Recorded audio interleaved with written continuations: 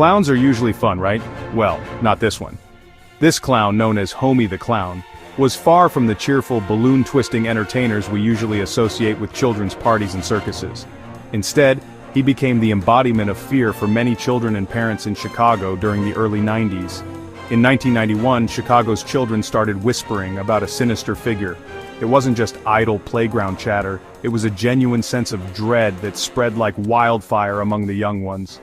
The whispers were about a menacing figure lurking in a white van. This van became a symbol of fear, a mobile lair for the terrifying Homey the Clown. They called him Homey the Clown. The name itself sent shivers down the spines of those who heard it. It was a name that would become infamous in Chicago's urban folklore. This wasn't your average circus performer, folks. Homey the Clown was said to be inspired by Damon Wayans' character from the popular TV show In Living Color, but there was nothing funny about this version.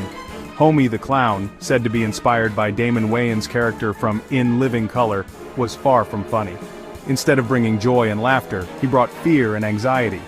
He was the stuff of nightmares, a figure that haunted the dreams of many children. He was the stuff of nightmares. Imagine walking home from school and seeing a clown in a dark alleyway or an eerie street at night. The mere thought was enough to keep kids indoors.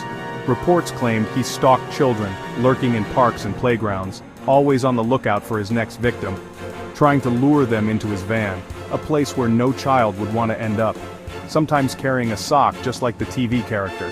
This sock became a symbol of his twisted persona, a prop that added to his eerie allure.